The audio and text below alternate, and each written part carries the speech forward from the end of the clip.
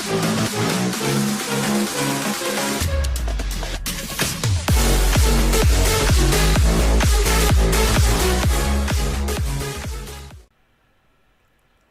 guys, what is up? It is Capital Coasters here and welcome back to another video. And today I'll be bringing you guys another coaster review.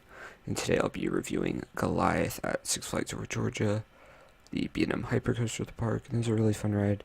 So today I'll be talking all about it. I'll be going through the layout and talking about the pros and cons with this ride, and give it a final score out of 100 at the end of the video. Alright, so starting off the layout, you're going to come out of the station, go into a little left-hand turn. Then you're going to go straight into your lift hill. Of course, like all B&M hypercoasters, it is a chain lift. B&M has not started using cable lifts yet. And you get a pretty decent view going at the lift hill. It's not super steep or fast. It does take a little while to get to the top. It's not too long. But you get a decent view around you, on either side of you, going up the lift hill, which is cool. And then after you go up, you are going to crest over the top, and you actually get a pretty good view here. And then you go into your first drop, 175 feet, really fun first drop. And you'll go into an intense left-hand bank turn to a really long sustained floater airtime hill, to another large drop here, and to another intense left bank turn to another really long sustained floater airtime hill. Dive down, you actually go over this like lake or pond, to another floater airtime moment, into the incredibly intense downward helix, which is insane. I actually grayed out on my second run on it. It's really long lasting and intense. It's crazy. You go into another nice floater airtime hill, then you go into a nice little turnaround, which gets some nice laterals, some decent forcefulness, into your final 3 triple camelbacks, which just give crazy ejector air, probably the strongest airtime I've ever felt on a B&M. It is crazy. You're flying out of your seat. Then into a little left bank turn here, into another little airtime pop, dip down, and then go into the brake run. So that's about it for the layout. So talking about the pros with this ride, this is actually a really intense coaster, especially for B&M Hyper, compared to the only other 2 B&M Hypers I've ridden, Mako and Intimidator. They're not really intensity focused, and that's what I've heard for really all the other B&M Hyper coasters out there. This is definitely probably the most intense B&M Hyper. All like the bank turns and that helix give really good force. On the helix, you can actually gray out on it. I grayed out on my second ride where we're at back row. And it's an incredibly long lasting helix, and just super forceful. And those banks between those big airtime hills are pretty intense. The turnaround for the little ending portion's good. So you get some good forces on this ride. And this ride has some really good airtime. You have the first drop, which gets some great floater air.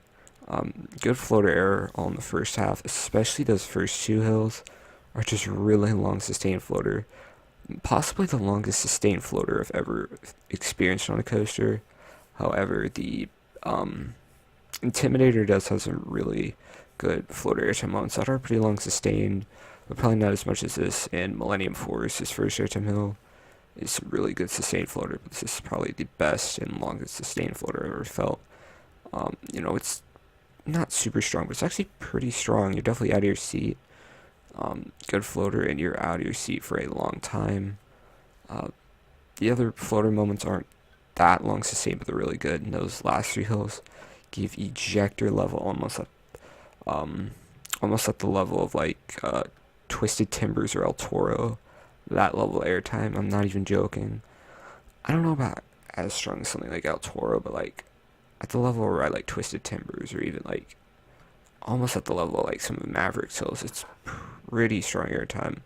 You got 3 of those back to back. They are insane, and they're really small, and you just fly over them.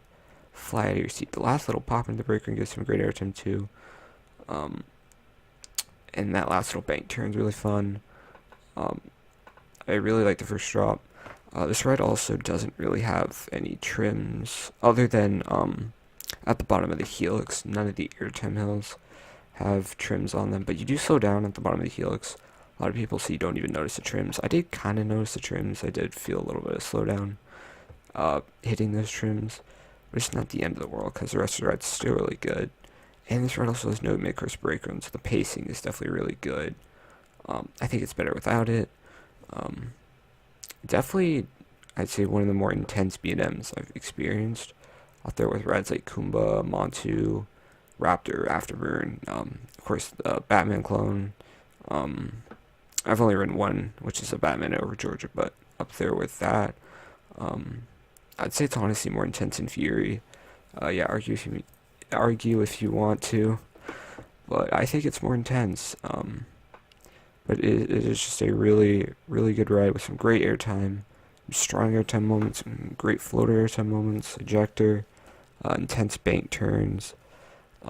It's also really smooth. It does not have any rattle like some people say it does, and the restraints are great. Now talking about the cons, it is a bit of a shorter ride.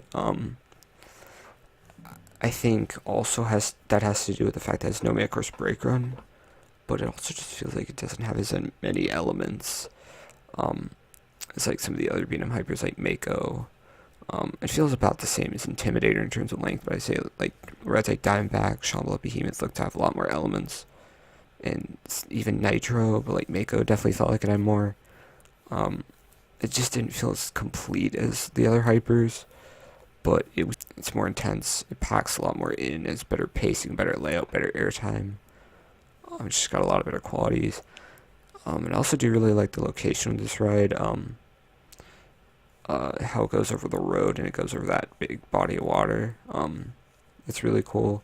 And you can definitely get a great view of this ride from the front of the park. It's actually where I got most of my off-ride shots for this ride, because that's where you can see a lot of it. And you can actually get good views of this ride throughout several different sections of the park, which is cool, or a lot of different areas of the park, which is really cool. Um, However, I guess another downside would be is that this ride, the theme is pretty basic. It's just got the Goliath name. It's got the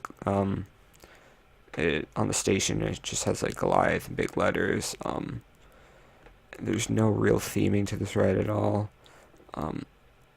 And the color scheme, honestly, I don't mind the color scheme itself. In fact, a lot of people do, but I actually kind of like it.